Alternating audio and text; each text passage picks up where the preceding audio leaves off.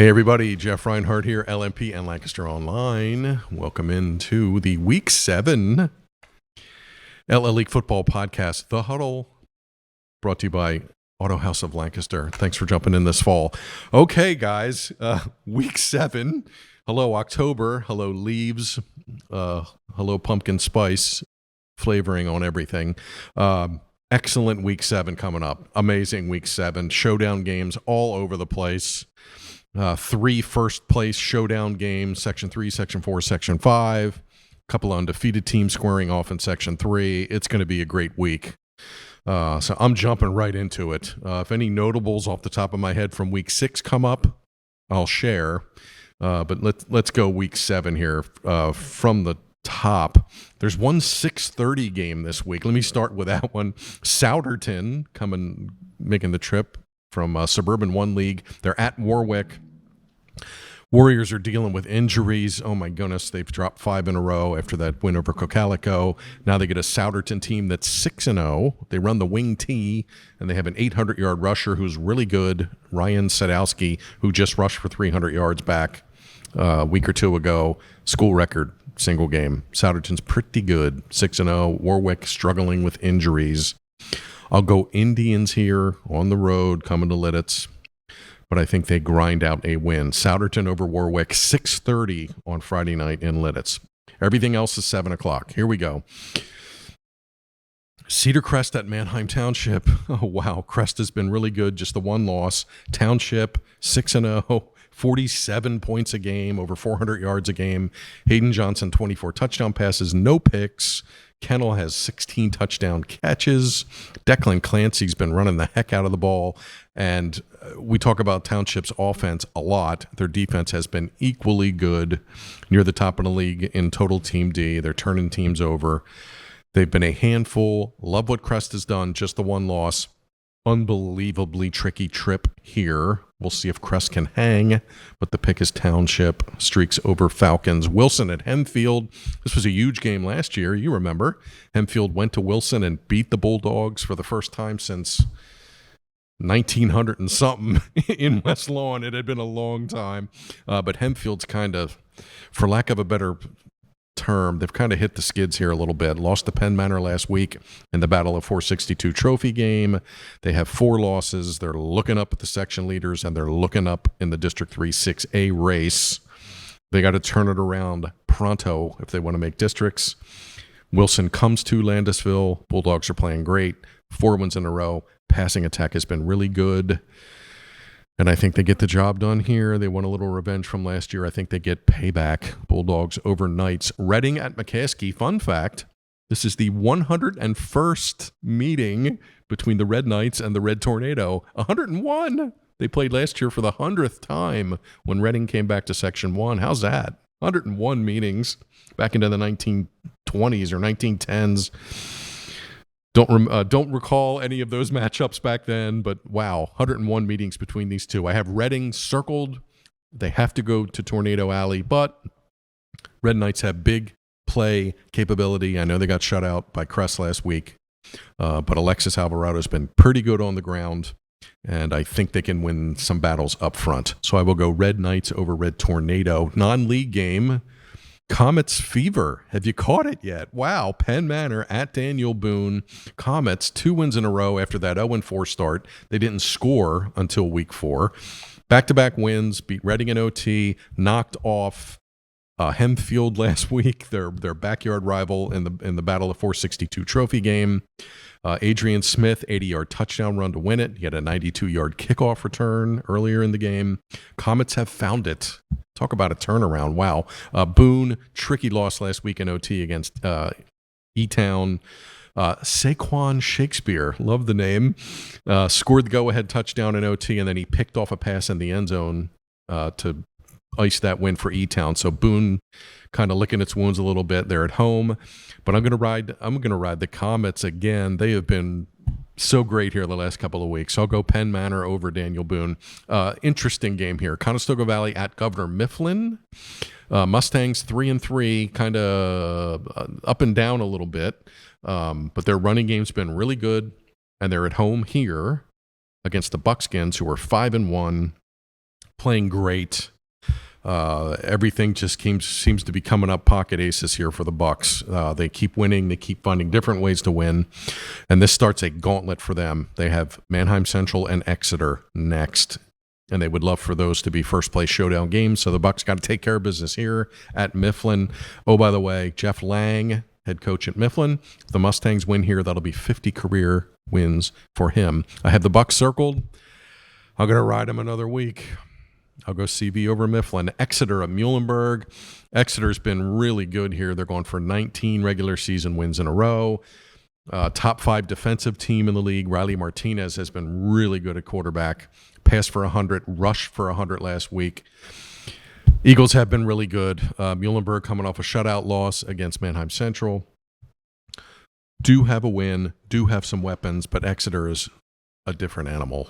I'll go Eagles over Mules. Lebanon at Mannheim Central. Milestone alert. This is a big one here. Mannheim Central has 599 career program victories. If the Barons get a dub here, that'll be 600. 600. They'd be the first team in the LL League to get 600 wins in program history. Like their chances, Lebanon's struggling here. Their losing streak is at 28 in a row. Cedar's itching for any kind of positivity and Mo moving forward. Now they got to go to Mannheim Central, which can put 600 up on the scoreboard, which is really impressive. One more Barons note. Bryson Armold joined the 3,000-yard rushing club last week. Only needed 12 yards against Muhlenberg, and he got it.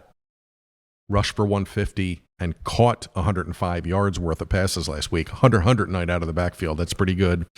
And Armold is now in the 3,000-yard club. 600 for the Barons. Mark it down. Central over Lebanon. Solanco at E-Town. Interesting. Last year, this was a whopper game. This year, not so much. Both teams kind of struggling in the win-loss column, I know. E-Town finally got a win last week. Snapped the offer, beat Boone in overtime. Saquon Shakespeare won it. What a game for that kid in the end. Solanco's rushing attack. It seems like I've been talking about this all year. It's still really good. This Johnny Garcia kid's been tough on the ground. And that's why I have Solanco circled. Just really like how they're still running the ball, and they're big up front. Glad E-Town has some Mo, but I'm going to go Mules here. Solanco over E-Town. Garden Spot at Twin Valley. Hello. 2 6-0 teams. Garden Spot 6-0 for the first time since 2012. Twin Valley 6-0 for the first time in program history. Twin Valley escaped Solanco last week. They got a touchdown with 25 seconds left. Rolled the dice, went for 2, got it. Won 29-28. Wow. Garden Spot effort of last week. That big showdown first place game. Spartans won fair and square. 42-22. They were great. Kai Harding did it again. Pass for 190, 3 touchdowns, rush for 110, and a TD keeper. Both these teams are legit. Both of them have found different ways to win. Both of them have explosive offenses. Drew Engel, Evan Johnson out of the backfield for Twin Valley have been fantastic. I picked Garden Spot to win the section championship back in August. So I have Garden Spot circled, and I wrote this in the previews this week. Nothing would surprise me in this game. Monster matchup. Happy to see both these teams undefeated at this point in the season, playing for first place in their section. I'm going to go Garden Spot over Twin Valley, but nothing would surprise me. Get yourself to Elverson. Great game. Lampeter Strasburg at Berks Catholic. I have LS circled. They've really bounced back here nicely from the Cocalico game. Their defense is number 1 in the league. They've only given up 153 yards a game. They've only given up 44 points in 6 weeks. They've been great. Berks, sneakily, here they are. They're inside the bubble for districts. They've won with 3 different quarterbacks in 3 weeks because of injuries and whatnot. And they stunned Conrad Weiser last week, came back and won with 13 seconds to go last week. So Berks is kind of humming along here and doing some things, but I don't think they've run into a defense quite like LS's, number 1 in the league. So I'll go Pioneers over Saints. Hang a star next to this one. Holy cow. Wyomissing at Cocalico. 2 defending district champs, 2 state-ranked teams. Wyo 6-0. Cocalico's 5-1. 5 wins in a row. They're first and third in the league in rushing, and they're both in the top 5 in the league in total defense. Cocalico's given up the least rushing yards in the league. Wow. Aaron Longenecker has been hotter than a firecracker here lately. He's had back-to-back incredible games. Had a pick six last week, a 94-yard touchdown run last week. But Yo's Yo. This was tough to break down. And again, I'm going with the old, well, I picked him to win the section title back in August. So I'll ride the teams, that I brought to the dance with. So I'm going to go Yo here, but expecting an unbelievable game on Friday. Spartans over Eagles. Enjoy. I will see you in Denver. Can't wait. Conrad Weiser against Donegal. Two teams that are dealing with major injuries here. I don't talk or write about injuries much because they're high school kids, But I think at last check, Weiser is down 10 starters and Donegal's down multiple starters. And struggling a bit. Weiser stung late last week against Berks Catholic, I know. I'm going to ride Weiser here. Savon Parham's been great the last couple of weeks running the ball. So I'm going to ride the Scouts here. This could be a fourth quarter close kind of game, but I'll go Conrad Weiser over Donegal. Elko at Octorara. Octorara, oh my gosh, it just seems like they're playing some powerhouse every week here. They have hit the meat of their schedule. And now you got an Elko team coming off back-to-back weeks where they played Wyo and Cocalico. Wow. Lost them both. But they have Jake Williams, and he's kind of been held down a little bit. I think he only had 50-some-odd yards last week. He's due to bust one here. So keep an eye on Mr. Williams on Friday night. I'll take Elko over Octorara. Huge Section 5 game. Anvil Cleona at Lancaster Catholic. Dutchmen have won 3 in a row. Survived Kutztown last week, 41-40 in a crazy game. They have found their rushing attack. They've been very good. Lancaster Catholic, we were over with the Crusaders this week for the video show. Tune in for that. Wow, they're going for 17 regular season wins in a row. Elijah Cunningham last week against Hamburg. 332 rushing yards, 5 touchdown runs. Wow. A lot of running in this game. Best run stuffer defense wins. I have Lancaster Catholic circled. They want to defend their title, and they know they got to win this one to get to the finish line. Crusaders over Dutchmen. Schuylkill Valley at Columbia. Craziest score of week 6. Panthers 7, Northern Lebanon 6. I had to look at that like 12 times from all kinds of different angles.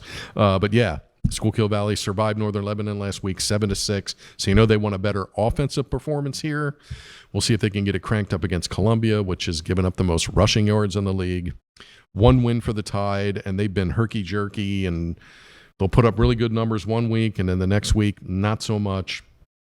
I think they're keeping everybody honest with all the athletes they have, and they get Schuylkill Valley at home. But I like the Panthers here. They want to stay on track. They're tied with Anvil and Catholic for the section lead, and they have to play both of those teams in week 9 and 10. Schuylkill Valley over Columbia. Pequea Valley at Hamburg. Love what Pequea Valley has done. Beat Columbia last week.